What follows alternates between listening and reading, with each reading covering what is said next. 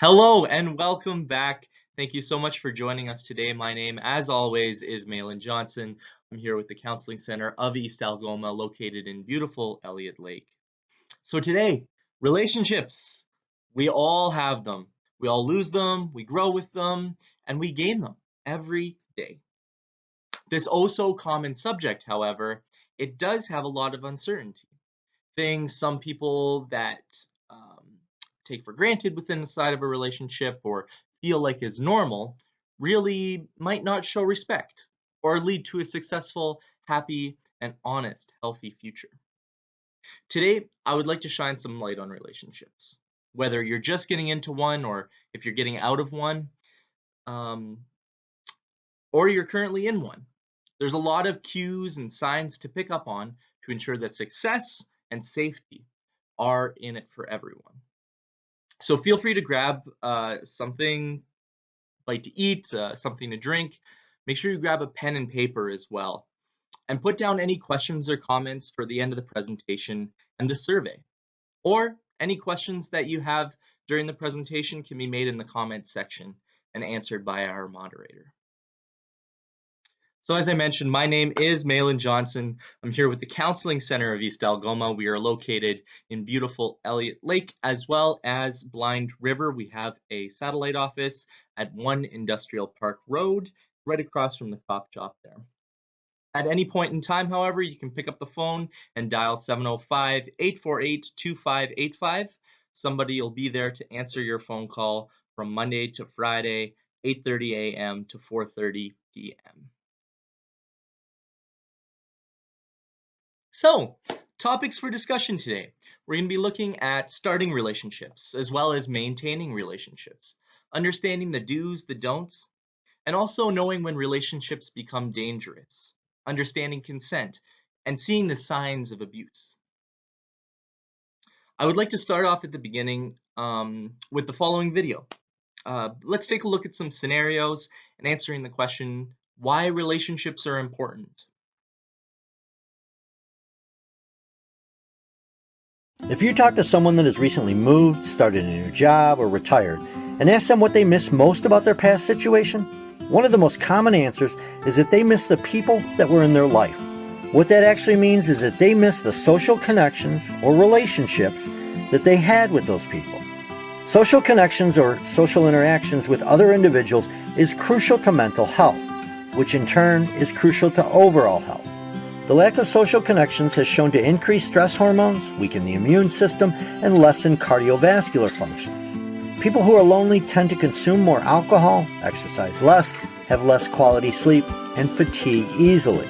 Social relationships allow you to share your achievements and have support when times are tough. Imagine achieving a long-term goal you had. What's the first thing you want to do? Tell someone, of course. Or imagine if something terrible happens. Not having someone to lean on and talk to can make that event linger and make you feel even more isolated. Giving support in relationships can actually be more beneficial than receiving support. When someone shares something positive in their life with you, it's a compliment. They wanted you to be a part of their success, and they know that you have a sincere interest in their life. And when someone shares a tragedy in their life, you know they really trust you, and they're looking to you to help them through this difficult time. Now, some social relationships can be bad. A person that is constantly negative and has a poor outlook can bring you down and cause stress, making that relationship toxic. Someone that always talks about themselves and makes all of your interactions about them, well, that's not really a social connection. In that case, you're just an audience member in their one-person show on how wonderful their life is. Poor marital or poor relationship quality can also weaken the immune system and erode physical health. Dealing with stress from a poor relationship can lead to over-consuming food or alcohol, smoking, or taking medications to deal with the stress, which in turn can damage systems in the body. Connections through social media can be beneficial by allowing you to stay in touch with friends and family.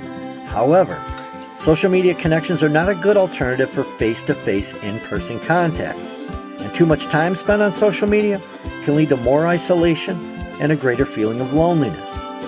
It's a good practice to use social media in moderation.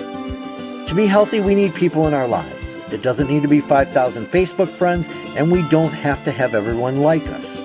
Having strong social relationships with just a few people is fine. A few people that we can share life's good and bad moments with, a few people that we can connect with on a regular basis with no stress and no judgments. A few people who accept us for who we are. Surround yourself with good people, folks. Good people.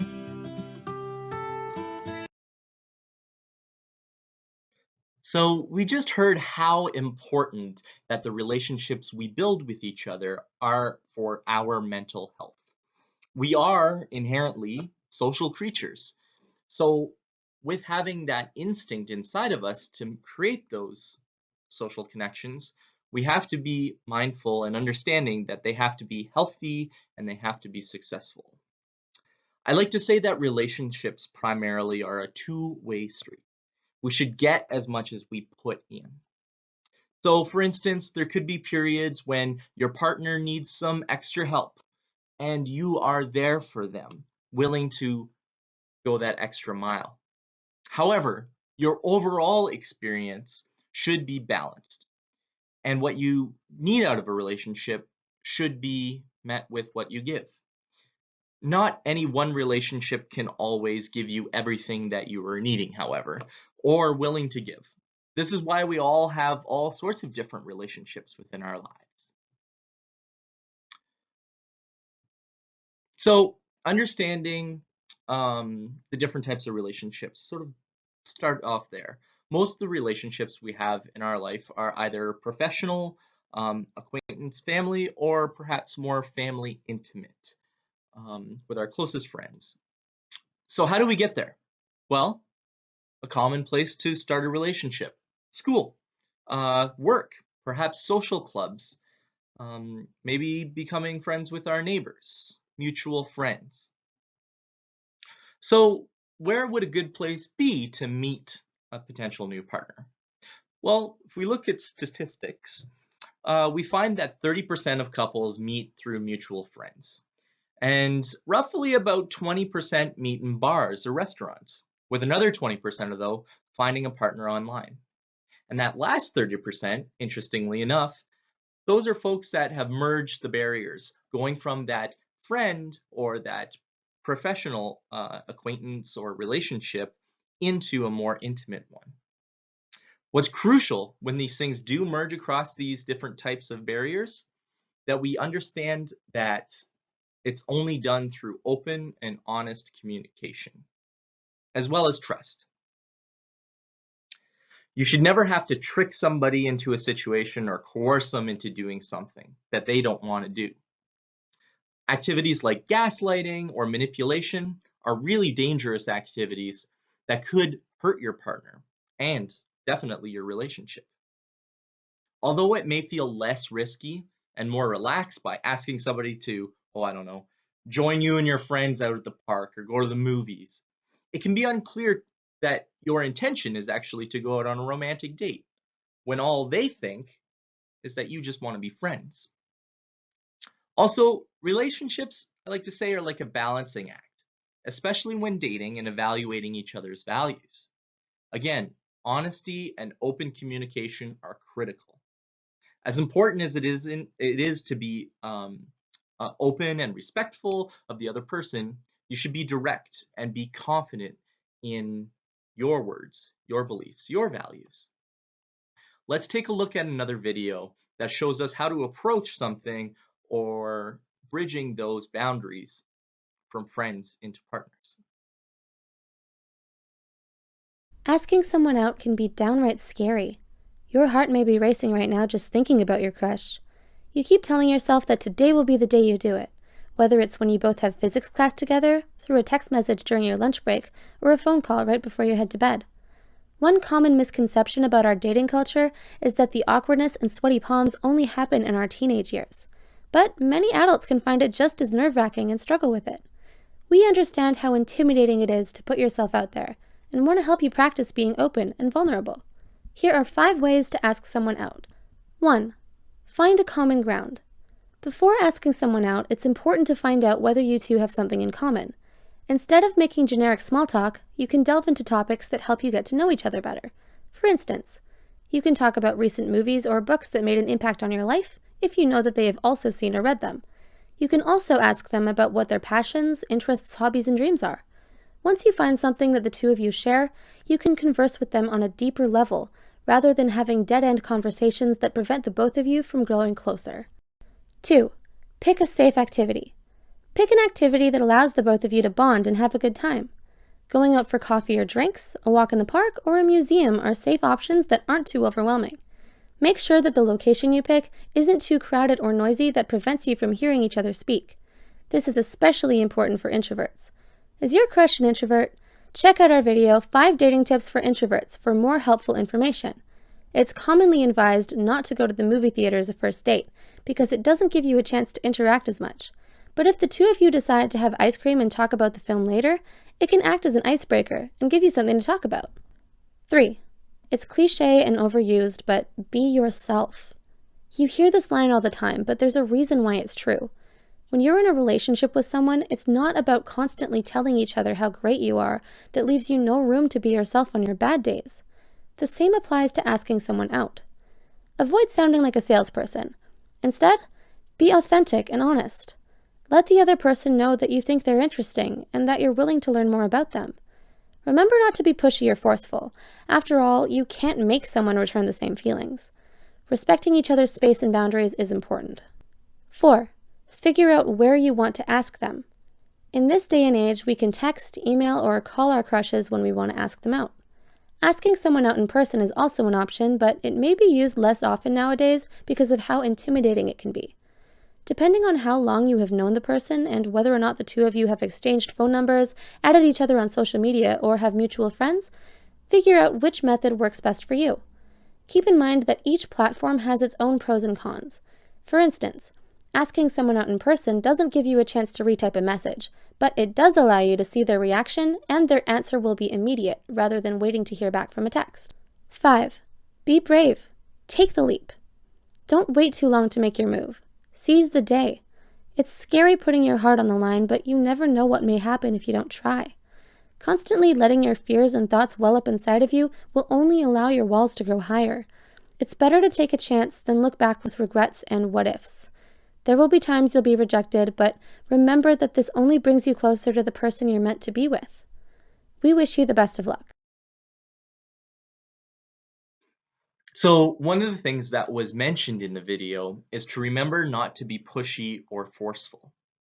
You can't make somebody return the same feelings that you have. Respecting others' space as well as boundaries is very important. And that leads us to this topic, consent. If you check out one of our other videos, we have one entirely based on this subject, with real examples and scenarios to learn from. However, it ultimately boils down to when you ask somebody to do something, you're looking for a clear and concise, enthusiastic yes. Whether it's helping somebody across the street or something more intimate like, can I hug you? Here are some examples too of how you can integrate consent into your language.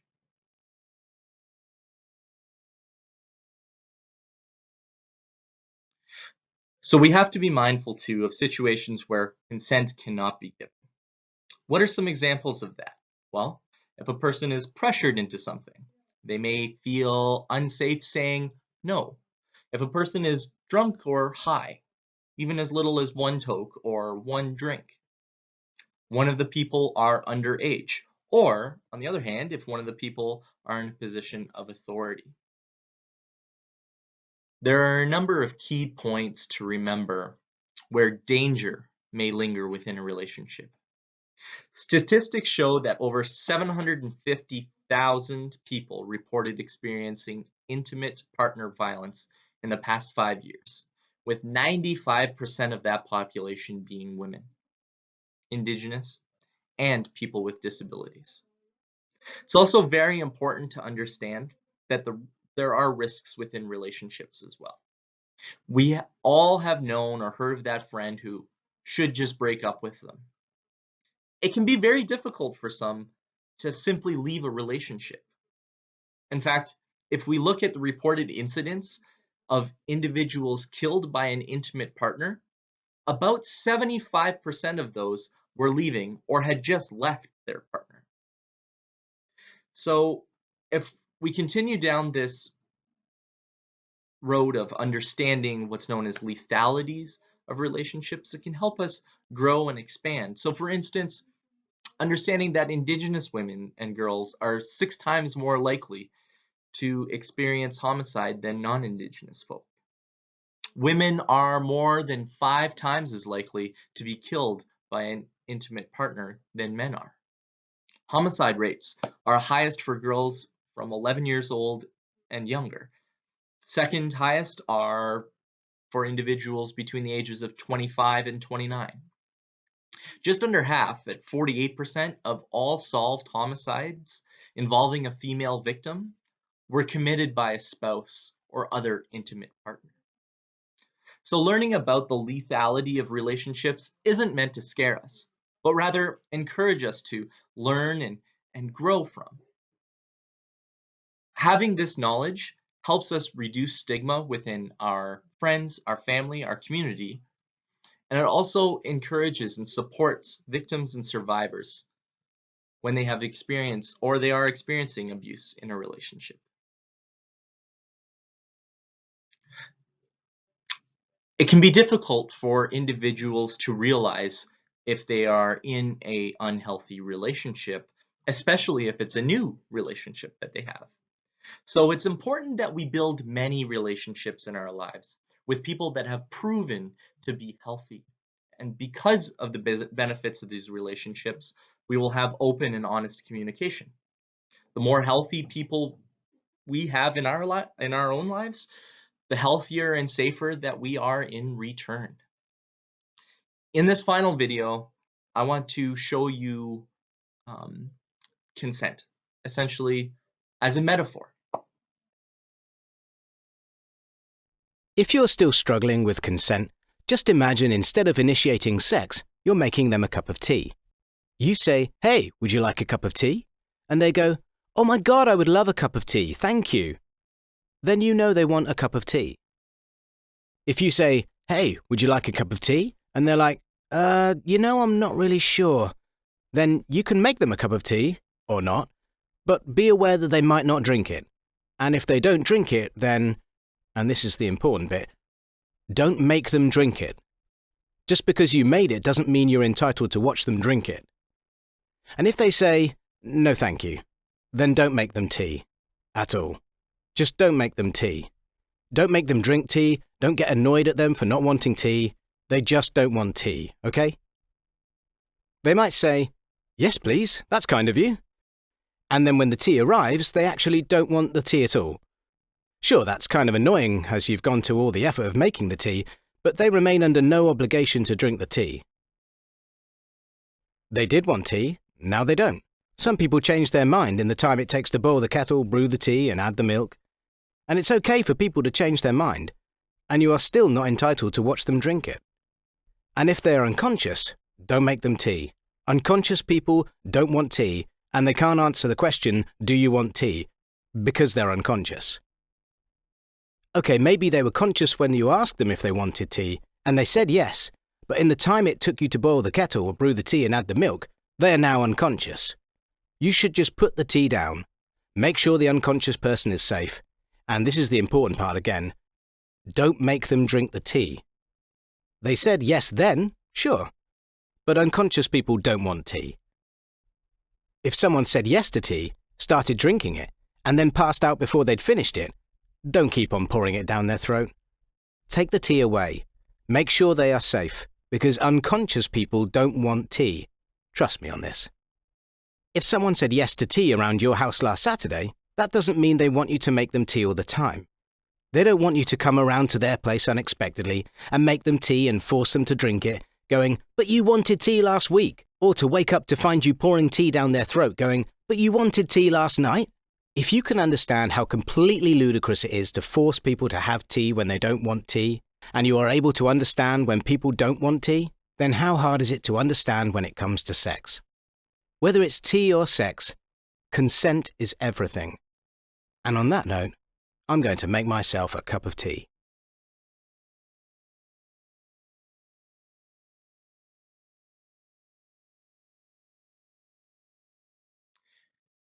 Thank you very much for joining along today.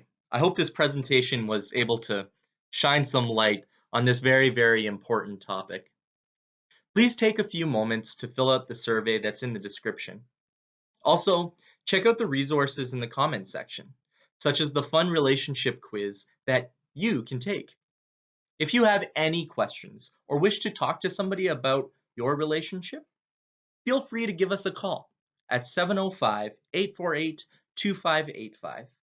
We're available Monday to Friday, 8:30 a.m. to 4:30 p.m. As always, my name is Malin Johnson. Thank you so much again for joining, and I hope you have a wonderful day.